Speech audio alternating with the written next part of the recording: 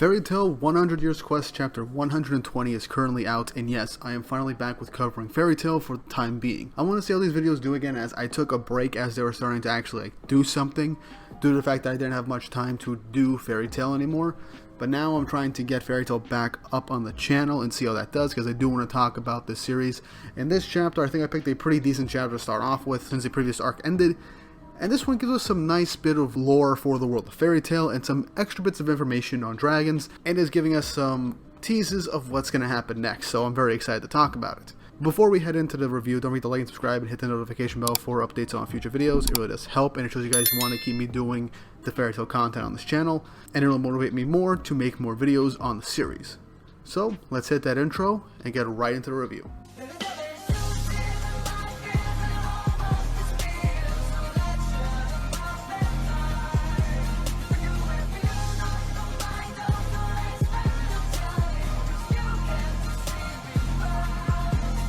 So chapter 120 of Fairy Tail 100 Years Quest, titled History of the Guild. We start off with a flashback to 100 years ago to Giltina, and I honestly didn't expect to get a flashback immediately at the start of this chapter, but it was a welcome surprise with basically the start of the very first wizard guild in the world, called Magia Dragon. As we see a bunch of different wizards coming together, talking about how the witch hunts have died down, no one's going to be chasing us, the Inquisition's not going to come after us, blah blah blah. As apparently in the ancient past, wizards were actually persecuted a lot in the past, so that's a nice little bit of world building. I still don't remember if that was actually mentioned at all in the mainline series of Fairy Tail, the original series, so correct me if I'm wrong if I missed that, but I'm happy we're getting some extra bit of information from the past, even though it's only been 100 years. I wouldn't exactly call it the ancient past, but it was a nice bit of information for us to get. But one of the wizards who's incredibly excited in this new guild goes over to Allyfun, calling him boss, but Allyfun just says, "Call me master." As he goes on to say, "We are not some rabble of wizards.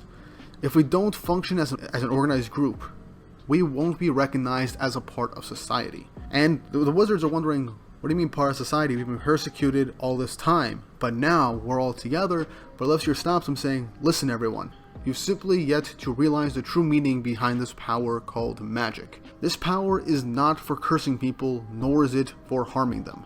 It is a power bestowed to us by the gods to help the powerless. If we don't use our powers for others, there is no future for us." As the other wizards begin to mumble amongst themselves from Allyfun's speech, he goes on to say, "Look here, a request has come in for us from a certain lady in the town of Sambutsu." As he says, "There is something she wants us to solve using the power of magic. Of course there will be a handsome reward as well," as the wizards are being like, wait, with magic power, she isn't afraid of us, and obviously one guy's like, "A reward?" And this is basically the origin of the wizard guild system. It's been how it was initially established. And more guilds grew from this. As we all knew, this is something that we saw from the beginning of the original Fairy Tail, and that is the origin of the wizard guild system. As the narration goes, the guild grew and the amount of work increased. But then one day, as we've jump cut a little bit into the future in this flashback, where these wizards are fighting against a dragon.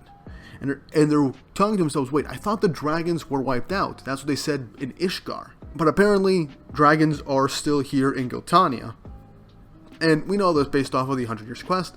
Right now we just have the 5 dragon gods. And they even says, let's show it the power of magic, as we then jump cut back to the Magia Dragon Guild, as one of the wizards comes back stating that the 2 wizards that were with him were killed, and magic doesn't seem to work on a dragon. And other wizards were getting really angry and wanted vengeance against this dragon, so they're like, let's go and take this dragon down.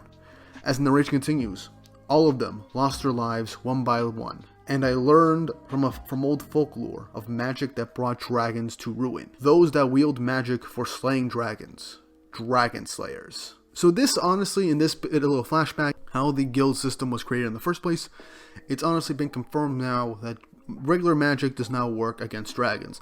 I mean, we all kind of assume this, but I think in the back of our minds we're just not, okay, there isn't magic strong enough to harm a dragon unless it's dragon slayer magic. But no, just straight up, any other type of magic does not work on dragons, and only dragon slayer magic and magic from an actual dragon will harm them. So if that isn't broken, I don't know what is. But we return to the present day after the flashback, as Allyfun continues to explain.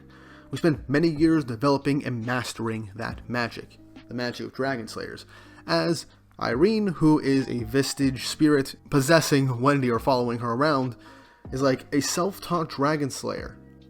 And without an enchantment, that's no small feat, showing just how much of, honest to God, an achievement it is to just teach yourself dragon slayer magic. Hell, I don't think he even has a lacrima from an actual dragon, so it's all the more impressive. And also to impress Irene, that is a huge feat in and of itself as well, because she knows a shit ton of magic. Lefshire goes on to say, and just when I was about to fight dragons properly, the 6 dragon gods arrived. The moon dragon Selene, who is with them right now, the fire dragon god Ignia, the water dragon god Bracphobia, the wood dragon god Alderon, the gold dragon god Viernes, and the earth dragon god Doggermog. Honestly, Viernes is the only dragon god that's still shrouded in mystery. We don't even have a design for him yet, so we're probably going to encounter him next. Elfsir says that hundreds, thousands of wizards fell before them. Although he did manage to defeat the earth dragon god Doggermog, but by the cost of his heart being eaten.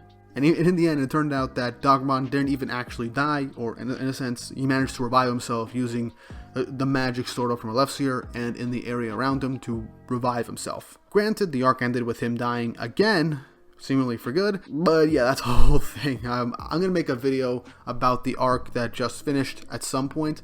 I just need to do a reread of it to give my overall thoughts on it, so look forward to that. But he goes on to say, having lost the strength to fight, I entrusted the task of felling the remaining 5 dragon gods to the future. And he goes on to say, since then, no one had been able to complete it in 10 years. So it became a decade quest. Then 20 years passed. It became a 20 years quest. 50 years quest. As months passed. And now it is known as a century quest. And I like how we're seeing Gildart's in this like whole homage of silhouetted wizards, but we only see Gildart's design as he's the only one that did this quest, but ended up leaving partway through, primarily due to encountering Acnologia and managing to escape with his life. He goes on to say that now the Wizards of Fairy Tale have managed to steal 2 of the dragon gods, and the 3rd is right in front of them. So yeah, Bracphobia doesn't have his magic anymore. Alderon is basically, I believe, dead, and now they have to face Selene. Doggermog was killed again, so but it doesn't really count anymore because he is dead. So Fairy Tale is 3 for 6 or 3 for 5 if you don't count Doggermog or whatever. 3 for 6. But Selene corrects him, saying, "Rest assured, I will die soon." As everyone's shocked by this, wondering what she means. Even the Diablos of guild members are wondering, but didn't you say earlier that dragons have a lot of healing power? Selene clarifies, saying that the wound inflicted by a dragon on another dragon can never heal. Which is why in all those years, none of them fought each other. And it was a constant stalemate. Due to the fact that they could really harm each other, when a dragon harms another dragon, that wound doesn't heal. She goes on to say that even if they were to fight, and one of us were to win, the wounds that they would sustain would never heal. And once that happens, they would be easily killed by another dragon the next time they would fight. Selene says that it may appear nice and unharmed, but the wound she received from Ignia is still gonna claim her life soon. She even goes on to clarify her motive, stating that, Elfsir kind of misunderstood her. She is actually quite fond of humans. And this actually shocks Elfsir, Yeah, she killed a lot of humans, so that makes sense why he would be, surprised by this. She says, I've killed many people, yes, but it's not because they were human. It's because they were enemies who were after my life. Whether I'm a cat or a dragon, I did what I did to survive. I believe humans to be foolish creatures, always fighting, always trying to stand above others. They hate and kill each other, never able to make the most of their short lives. And yet, how far they have flourished. Their tiny little lives overflow with vitality. For all their foolishness, they still love each other and dream of the future. And then she goes on to cap off her speech saying, aren't we dragons the same? And this honestly puts a smile on the members of Fairy Tale. And I think Wendy, Natsu, and Gajiel in particular are probably very, very happy to hear this, since they were raised by dragons that love them as if they were their actual parents. So that's honestly a nice bit from Selene there. And yeah, it shows her ideals. She might be one of the dragon gods, but she actually does really care for humans despite all their flaws. And, we humans are kind of messed up creatures even in real life. But she sees the positives, and that's honestly all that matters. She says that she decided that this age, the age of dragons, is over, and in this world, she wanted to live as a human. But in order to create a world like that, and I like that Elfsir is still incredibly shocked to hear all this information coming from her, she says, I needed Ignia and Viernes out of the way. Those two have no intention of understanding humans at all. That's why I wanted that weapon. And she gives a pretty sinister look. And that ends off the whole expository scene. I like that lore dump, I really did. But let's cap off the chapter. We cut to a little bit later as Selene is standing on the balcony with Suzaku, as she asks what Suzaku wanted to talk to her about. And he goes on to say it's about Kuronugi, her son, saying what he did to him, but Selene brushes him off saying that it's in the past, saying that they spoke before, yeah? She's killed many people, and she won't be begrudged by her son's death on anyone. She won't have a grudge on anyone that killed her son, stating that her son was a warrior, and he simply died a warrior's death in battle. Suzaku says, does that not sound heartless? As Selene goes on to say, perhaps that's one area where dragons cannot beat humans. I should love him, but I accept his death as such. Or maybe it's not that. Maybe she sees Kuronugi within Suzaku and feels as if he is there with her. As she just says, it's alright. But she then looks over and says, because there's one last job I must do before I die, as Suzaku's wondering what that is. Selene looks over at the end of the balcony saying, I know you're there. Suzaku confused, but the final panel of this chapter is the spirit of Irene saying, oh, you can see me. Ending the chapter. So, Fairy Tail 100 Years Quest, chapter 120. Big lore dump, I loved it. We got to see the origins of the first wizard guild. We got to see how it was like for these wizards to have to fight dragons so close to present time. I know a little over a century ago, but it is something. And we got some little bit of world building or just lore on how wizards were treated all those years ago, and how basically Allyfun somehow managed to teach himself Dragon Slayer magic without any enchantments or even being taught by an actual dragon, which is incredibly impressive feat in and of itself. We got Selene's overall goal in the story, which is nice. She actually kind of likes humans a lot and wants to just live out the rest of her days as one, similar to her phobia, which is honestly something I really like and shows that she wasn't really an enemy at all. Though she has killed a lot of people and she was doing a lot of, messed up shit, especially in the previous arcs. But I must admit, her character has been growing on me, and I cannot wait to see how she's going to help Fairy Tail in the future.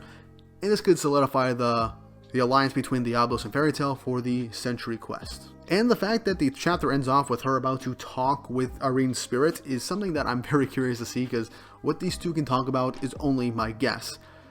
But I really hope we get to hear what Ignis' plan might actually be, and which arc we're going to go to next. It's probably going to be with Friernus, as it could have something to do with him, and maybe that alchemy guild from the previous arc that was introduced.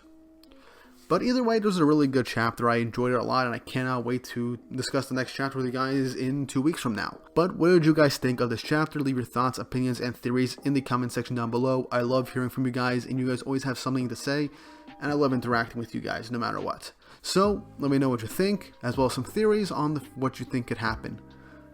Once more, don't forget to like and subscribe and hit the notification bell for updates on future videos. It really does help, and it shows you guys really enjoy the Fairy Tail content on the channel and want to see me keep it going.